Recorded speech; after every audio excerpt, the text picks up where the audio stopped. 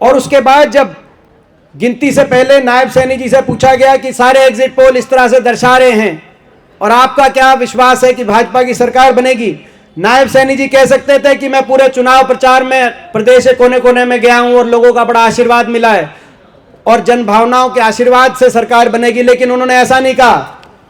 उन्होंने कहा कि हमारा सारा व्यवस्थाओं का सारा इंतजाम कर लिया गया है। यही कहा था कि नहीं कहा था? वो ये भी कह सकते थे कि चुनाव प्रचार में लोगों का साथ मिला, आशीर्वाद मिला, इसीलिए हम विश्वास है। उन्होंने कहा कि नहीं, आप देखना सारी व्यवस्थाएं, सारा इंतजाम कर लिया, कल सरकार हमारी बनेगी। और पोस्टल बैलेट का भी एक इतिहास है। हरियाणा प्रदेश में पिछले 5 चुनाव का पोस्टल बैलेट का रिकॉर्ड चुनाव आयोग के पास है। उससे पहले पोस्टल बैलेट, जब तक बैलेट थे तो बैलेटों में मिला दिया जाया करते थे, उनकी अलग से रिकॉर्ड नहीं। पिछले 5 चुनाव में जिस पार्टी की जीत पोस्टल बैलेट में हुई हरियाणा प्रदेश में, उसी की जीत ईवीएम पे भी हुई। 19 में भाजपा की सरकार बनी, लेकिन पोस्टल बैलेट में भी 45 सीटों पे भाजपा आगे थी, भाजपा की 40 सीटें आई। 14 में पोस्टल बैलेट में 47 सीटों पे भाजपा आगे थी, भाजपा की सरकार बनी। 2009 में पोस्टल बैलेट में 44 सीटों पे कांग्रेस पार्टी आगे थी, कांग्रेस पार्टी की 2009 में हुड्डा साहब के नेतृत्व में सरकार बनी। और 2004 में कांग्रेस पार्टी की 65 सीटों पे पोस्टल बैलेट में जीत थी और कांग्रेस की 67 सीटें आई। कांग्रेस पार्टी की जिस भी 14 में 19 में पोस्टल बैलेट में आगे थे, इनकी सरकार बनी।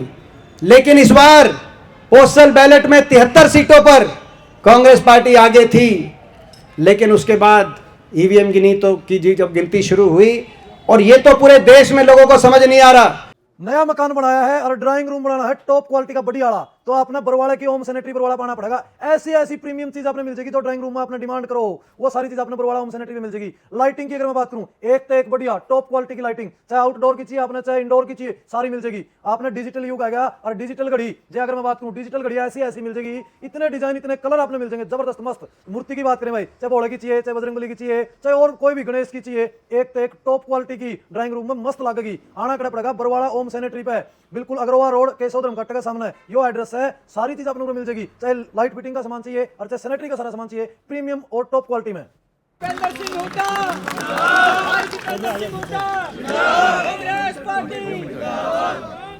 राम राम जी सबको। हमारे बीच में हमारे हरियाणा प्रदेश कांग्रेस कमेटी के आदरणीय अध्यक्ष राव नरेंद्र सिंह जी, हमारे बहुत आदरणीय आपके सुख दुख के साथी और आपकी हिसार लोकसभा क्षेत्र की और हरियाणा प्रदेश की बुलंद आवाज़,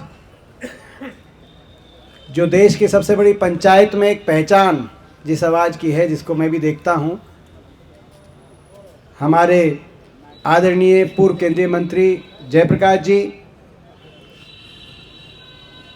उकलाना से हमारे विधायक आदरणीय नरेश सेलवाल जी, आदमपुर से हमारे विधायक आदरणीय चंद्रप्रकाश जी, हमारे संघर्षशील साथी नारनौल से विधायक भाई जस्सी पेटवाड़ जी, हमारे शहरी जिला अध्यक्ष और बहुत ही वरिष्ठ कांग्रेस पार्टी के हरियाणा कांग्रेस परिवार के बहुत वरिष्ठ साथी और शहरी जिला अध्यक्ष आदरणीय बजरंग दास गर्ग जी, ग्रामीण के हमारे जिला अध्यक्ष हमारे भाई बिजलाल जी, हमारे आदरणीय पूर्व मंत्री सुभाष गोयल जी, अतर सिंह सैनी जी पूर्व विधायक, हमारे प्रत्याशी नलवा विधानसभा क्षेत्र से हमारे प्रत्याशी रहे कांग्रेस पार्टी के भाई अनिल मान जी,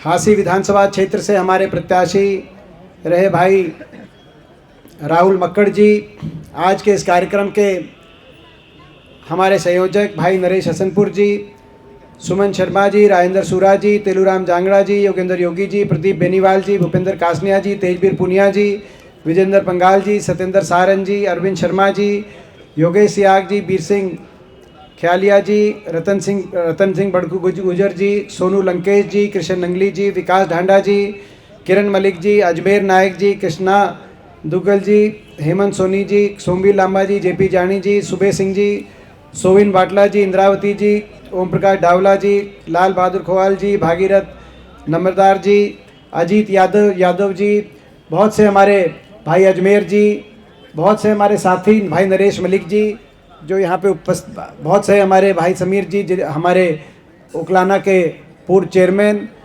भाई संजय जी, बहुत से साथी जिनका नाम लिया गया है और जो नहीं भी, जिनका नाम किसी कारणवश नहीं लिया गया, सबसे क्षमा याचना करते हुए सभी पूरे कांग्रेस का हमारा परिवार जो यहाँ पे उपस्थित है, जिला पार्षद मोहित मलिक, हमारे जिला पार्षद भाई मोहित मलिक जी, सत्यवान पानू जी हमारे पार्षद, हमारे योगी जी का नाम मुझे विश्वास है लिया गया होगा, है डॉक्टर राजेश पनियारी जी, हमारे भूपेंद्र गंगवा जी, रमेश गोदारा जी, हमारे भाई रमेश गोदारा जी, भाई भूपेंद्र गंगवा जी, इंद्रावती जी, हमारी बहन हमारे प्रेमवती जी और सभी पिता तुल्य बुजुर्ग, किसी का नाम रह भी गया हो, बहुत से साथी जो स्टेज पे भी हैं और जो आगे भी हैं, क्योंकि आप सब कांग्रेस का परिवार यहाँ पे उपस्थित हो, सभी पिता तुल्य बुजुर्ग, नौजवान साथी, माताएं बहनें, बहुत देर से आप लोग यहाँ विराजमान हैं। और अभी हमें यहाँ पर जो हमारी सभा जब समाप्त होगी तो उसके बाद ज्ञापन देने डीसी ऑफिस में ज्ञापन देने हम चलेंगे, सारे मिलके चलेंगे। तो सबसे पहले तो मैं ये पहले कि भाई प्रोग्राम जब ख़त्म हो जाए, अध्यक्ष जी जब अपना भाषण का समापन कर लें, उसके बाद पहले हम आगे चलें, फिर आप सब पूरा अपना सारी जो हमारी टीम है वो आपके पहले मत निकल जाना, फिर पीछे जो है, क्योंकि व्यवस्था से चलेंगे। तो मैं और महिलाओं को सबसे जो है आगे महिला और पूरा व्यवस्था से अपन चलें। आज इस ज्ञापन देने की, इस प्रदर्शन की क्या जरूरत है, क्यों जरूरत है? मुझसे पहले एक एक साथी ने सारी बात बताई, किस तरीके से भारतीय जनता पार्टी पूरे देश में प्रजातंत्र और संविधान का गला घोटने का काम कर रही है। संविधान में और प्रजातंत्र में सबसे पहला असूल और सबसे पहला सिद्धांत यह है कि किसी भी चुनाव में हर राजनीतिक दल को निष्पक्षता से जनता तक अपनी बात पहुंचाने का बराबर का अधिकार हो और जनता स्वतंत्रता से फैसला ले, और जो फैसला जनता ले उस फैसले के आधार पर देश की प्रदेश की सरकारें बने। लेकिन आज ये आपके लिए, हमारे लिए, सारे देश के लिए सोचने की बात है कि आज प्रजातंत्र का गला कैसे घोटा जा रहा है। एक एक करके सारी बातें सामने आई, मगर ये जो सारे इतने उदाहरण और इतने तथ्य प्रमाण राहुल गांधी जी ने जो रखे, उससे पहले भी आपके और हमारे दिल में बहुत से सवाल थे कि जो चुनाव के परिणाम आ रहे हैं देश में, उन परिणामों पर किस तरीके से भारतीय जनता पार्टी उन परिणामों को प्रभावित करने का काम कर रही है। आपके हमारे दिल में बहुत से सवाल थे। आपको याद होगा हरियाणा चुनाव में गिनती के बाद, गिनती से पहले, चुनाव में वोटिंग के बाद सारे एग्जिट पोल आए। ये सारे जो पत्रकार साथी, ऐसे ऐसे चैनल, जो सारे चैनल जो भारतीय जनता पार्टी के प्रभाव में आज देश का मीडिया तंत्र, लेकिन उसके बावजूद एग्जिट पोल का अर्थ है, मैं ओपिनियन पोल की बात नहीं करना, एग्जिट पोल का अर्थ है चुनाव में वोट डालने के बाद जो सर्वे होता है, उसके बाद 16 एग्जिट पोल आए देश में, और 16 के 16 एग्जिट पोल में दर्शाया गया कि कांग्रेस पार्टी की बड़े बहुमत के साथ सरकार बन रही है। सारे मीडिया चैनल गलत नहीं थे। और उसके बाद जब गिनती से पहले नायब सैनी जी से पूछा गया कि सारे एग्जिट पोल इस तरह से दर्शा रहे हैं और आपका क्या विश्वास है कि भाजपा की सरकार बनेगी, नायब सैनी जी कह सकते थे कि मैं पूरे चुनाव प्रचार में प्रदेश के कोने कोने में गया हूं और लोगों का बड़ा आशीर्वाद मिला है और जन भावनाओं के आशीर्वाद से सरकार बनेगी। लेकिन उन्होंने ऐसा नहीं कहा। उन्होंने कहा कि हमारा सारा व्यवस्थाओं का सारा इंतजाम कर लिया गया है। यही कहा था कि नहीं कहा था? वो ये कह सकते थे कि चुनाव प्रचार में लोगों का साथ मिला, आशीर्वाद मिला, इसीलिए हम विश्वास है। उन्होंने कहा कि नहीं, आप देखना, सारी व्यवस्थाएं, सारा इंतजाम कर लिया, कल सरकार हमारी बनेगी। और अगले दिन जब गिनती हुई, यह सवाल देश में लोगों के दिलों के अंदर है कि 73 सीटों पर पोस्टल बैलेट से कांग्रेस पार्टी की जीत हुई। जब कांग्रेस पार्टी 73 सीटों पर पोस्टल बैलेट में आ गई थी, ईवीएम खुलते ही भाजपा आगे चली गई। और पोस्टल बैलेट का भी एक इतिहास है। हरियाणा प्रदेश में पिछले 5 चुनाव का पोस्टल बैलेट का रिकॉर्ड चुनाव आयोग के पास है। उससे पहले पोस्टल बैलेट, जब तक बैलेट थे तो बैलेटों में मिला दिया जाया करते थे, उनकी अलग से रिकॉर्ड नहीं। पिछले 5 चुनाव में जिस पार्टी की जीत पोस्टल बैलेट में हुई हरियाणा प्रदेश में, उसी की जीत ईवीएम पे भी हुई। 19 में भाजपा की सरकार बनी, लेकिन पोस्टल बैलेट में भी 45 सीटों पे भाजपा आगे थी। भाजपा की 40 सीटें आई। 14 में पोस्टल बैलेट में 47 सीटों पे भाजपा आगे थी, भाजपा की सरकार बनी। 2009 में पोस्टल बैलेट में 44 सीटों पे कांग्रेस पार्टी आगे थी। कांग्रेस पार्टी की 2009 में हुड्डा साहब के नेतृत्व में सरकार बनी। और 2004 में कांग्रेस पार्टी की 65 सीटों पे पोस्टल बैलेट में जीत थी और कांग्रेस की 67 सीटें आई। कांग्रेस पार्टी की जिस भी 14 में 19 में पोस्टल बैलेट में आगे थे, इनकी सरकार बनी। लेकिन इस बार पोस्टल बैलेट में 73 सीटों पर कांग्रेस पार्टी आगे थी, लेकिन उसके बाद ईवीएम जब गिनती शुरू हुई, और ये तो पूरे देश में लोगों को समझ नहीं आ रहा। कोई भी चुनाव नतीजा हो, सुबह जो आंकड़ा होता है, दोपहर तक और शाम तक भारतीय जनता पार्टी का वो आंकड़ा दुगना हो जाता है। सुबह जो चलता है, आप चुनाव की जैसे जैसे गिनती बढ़ती है, जहां भाजपा की शुरुआती दौर में भी बढ़त होती है, वो बढ़त बढ़ती चली जाती है। ऐसा लगता है कि सुबह ऐसे बूथ खुलते हैं पूरे देश में, चाहे महाराष्ट्र हो, चाहे बिहार हो, चाहे दिल्ली हो, चाहे झारखंड हो, चाहे हरियाणा हो, कि सुबह जो सारे बूथ खुलते हैं 2-3 घंटे। ऐसा कैसे संभव है? आज मैं समझता हूं बहुत से प्रश्न और बहुत से सवाल, और केवल चुनाव आयोग की मिलीभगत को लेकर नहीं, यह साबित हो गया है कि चुनाव आयोग और भारतीय जनता पार्टी मिलीभगत करके मतदाता सूची में भी बहुत बड़ी तादाद में गड़बड़ घोटाला करते हैं। राहुल गांधी ने जब उदाहरण दिए, राहुल गांधी जी ने, तो आपने देखा होगा ऐसी ऐसी बातें सामने आई। एक उदाहरण आया कि पलवल में होडल विधानसभा क्षेत्र, जहां चौधरी उदयभान जी हमारे पूर्व अध्यक्ष मात्र 2000 वोटों से हारे थे, वहां पे कई घर ऐसे थे जिन घरों में 500 वोट मिली, किसी में 500 मिली, किसी में 400 मिली। एक घर में जाकर पत्रकारों ने पूछा कि 501 वोट थी उस घर में, कि 501 वोट कैसे हैं?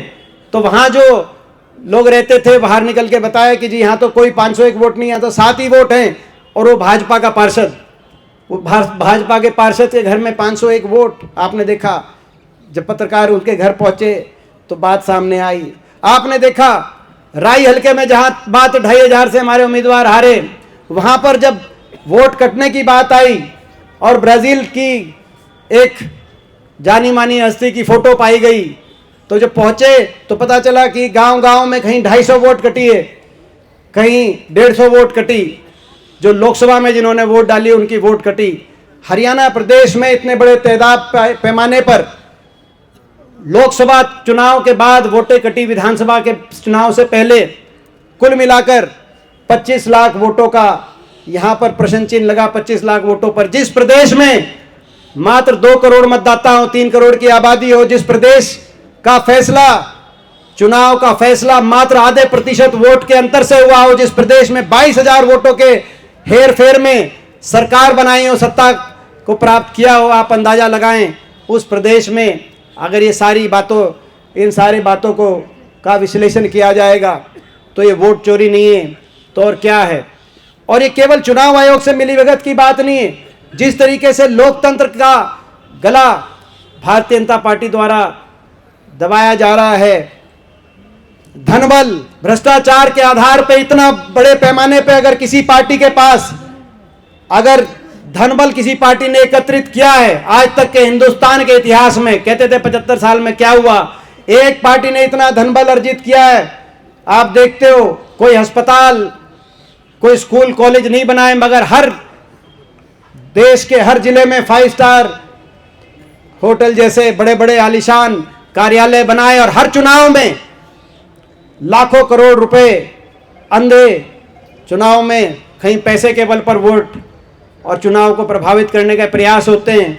मीडिया बल, सोशल मीडिया और मीडिया बल, अभी जयप्रकाश जी कह रहे थे कि भाई भाजपा और भाजपा के समर्थित सिस्टम ने हुड्डा साहब को और मुझको निशाने पे लिया। मैं आप सबसे कहना चाहता हूं, जब मीडिया हमें निशाने पे रखे तो आप ये सोच लेना हम आपकी लड़ाई लड़ रहे हैं, और अगर ये भाजपा समर्थित मीडिया अगर हमारी प्रशंसा करने लगे तो आप ये मानना कि हम आपकी लड़ाई नहीं लड़ रहे। जब तक मीडिया हमें निशाने पे लग रखेगा आप समझ जाना कि हम ईमानदारी से आपके लिए खड़े। तो आज मीडिया बल, धन बल, व्यवस्था बल, चुनाव आयोग, भाजपा जो चाहे वो तारीख, आपको याद होगा हरियाणा के चुनाव में पहले तारीख पहले करी, कांग्रेस पार्टी ने विरोध किया लेकिन सुना नहीं गया, कहा कि दो पार्टियां समर्थन कर रही हैं, भाजपा और इनेलो। फिर उसके बाद 4 दिन आगे बढ़ा दी तारीख, हमने फिर विरोध किया लेकिन सुना नहीं गया, कहा 2 पार्टियां समर्थन कर रही हैं, भाजपा और दूसरी कौन सी, इनेलो।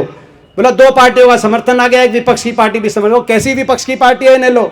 मुझे आपको बताने की जरूरत नहीं है, आपसे ज्यादा, आप मुझसे ज्यादा जानते हैं, मुझे बताने की जरूरत नहीं। अभी जयप्रकाश जी ने बताया, भारतीय जनता पार्टी के इशारे पर अपनी राजनीति करने वाले जेजेपी का भी आपने देखा। 2019 में हमने आपको कहा था कि जेजेपी हो चाहे इनेलो, जितनी सीट आएंगी बीजेपी के पास जाएंगी। जेजेपी की 10 सीट आई, जिसमें हिसार जिले से कई सीटें आई थी।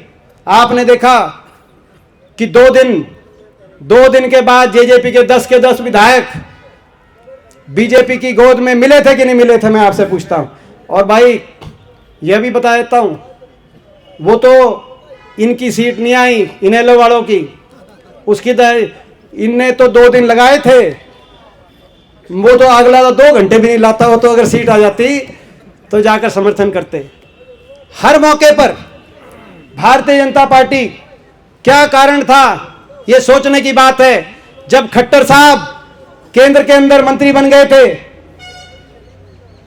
तो अपने बेटे को लेके अभय सिंह चौटाला जी केंद्र में, दिल्ली में उनका आशीर्वाद लेने के लिए पहुंचे थे कि नहीं पहुंचे थे? ये कैसी राजनीति है? जाकर खट्टर साहब से अपने बेटे को साथ लेके खट्टर साहब से आशीर्वाद लेने पहुंचते हो दिल्ली के अंदर।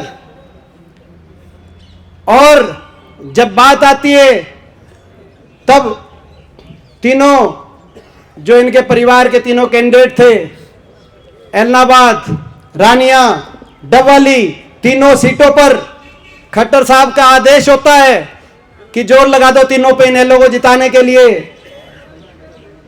कांडा ने कहा था कि नहीं कहा था? सिरसा जिला जानता है, किसान और मजदूर के आंदोलन को रोकने के लिए इस बार किस तरीके से बीजेपी, इनेलो और कांडा इन सब ने मिलकर कैसे वहां पर साजिश रचकर वहां पर सिरसा जिले के अंदर काम करने का काम किया।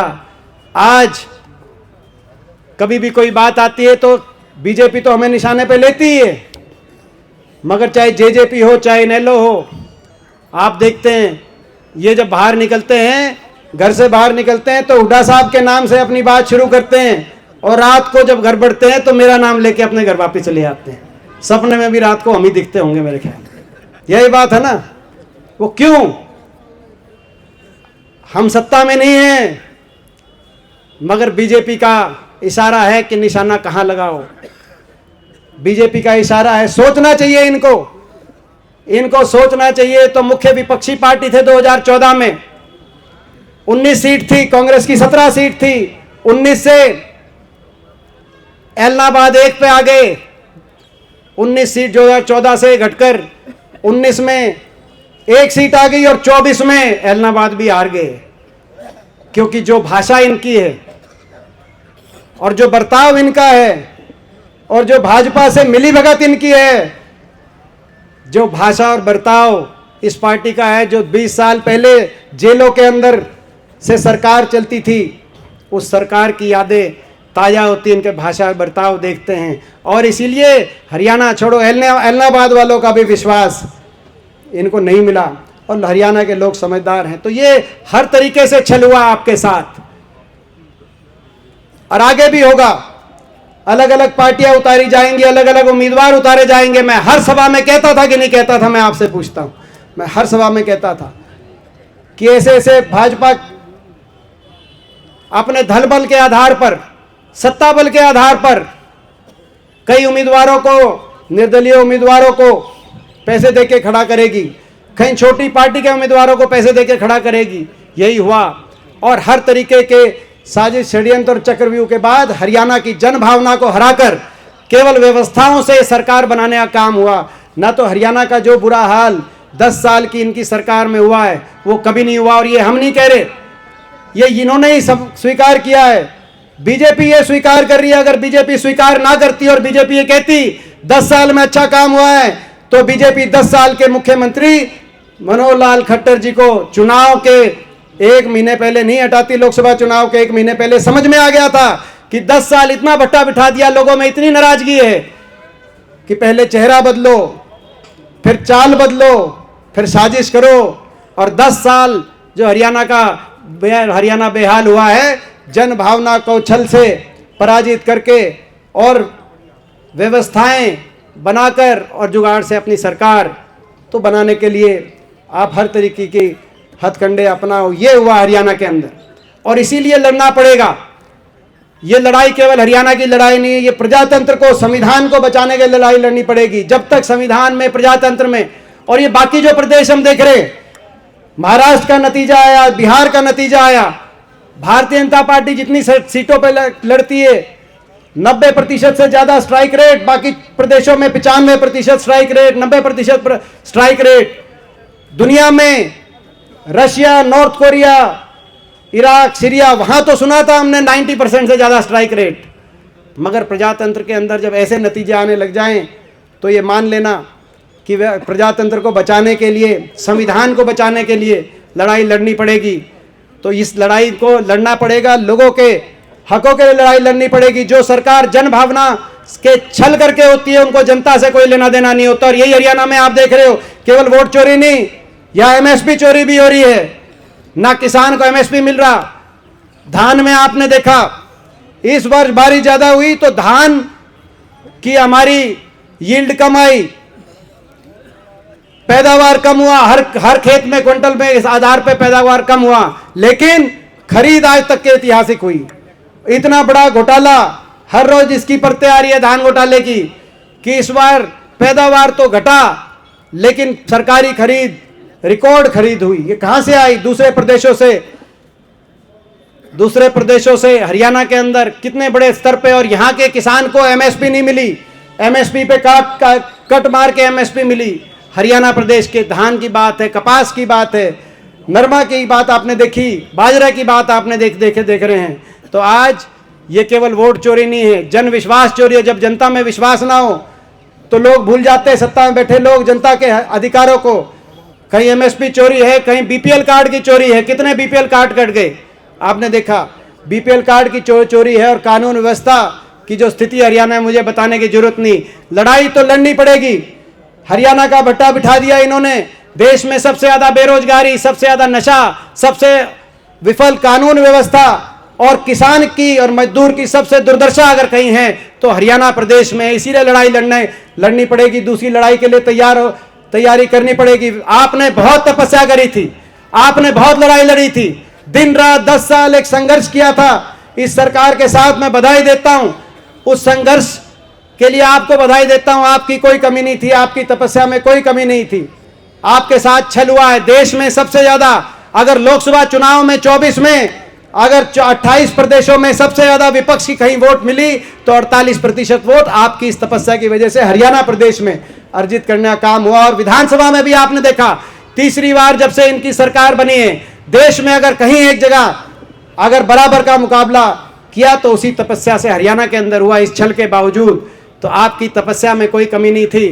तपस्या दोबारा करेंगे और ज्यादा मजबूती से हम भी करेंगे। मैं आपसे पूछना चाहता हूं भाई, आप बताओ, इस अन्याय से लड़ाई दोबारा से लड़ने के लिए भाई आप साथ हो कि नहीं? एक बार हाथ खड़ा करके मैं आप सबसे पूछना चाहता हूं भाई, ये लड़ाई लड़ें बताओ। साजिश बहुत होंगी, पिछली बार भी मैंने समझाया था। बीजेपी और बीजेपी के पिट्ठू बहुत हैं। ये जो छोटी छोटी दल, किसान को खाद नहीं मिल रहा जी, किसान को खाद नहीं मिल रहा, किसान को एमएसपी नहीं मिल रही, गरीब के बीपीएल कार्ड काटे जा रहे हैं, व्यापारी और आम नागरिक कानून व्यवस्था की विफलता की स्थिति से आज तो भाई लड़ाई तो लड़नी पड़ेगी, आपको हमको मिलकर लड़नी। बताओ साथ मिलेगा भाई आप सबका? भाई दोबारा लड़ाई का बिगुल बजाएं तो भाई आज से शुरू करेंगे।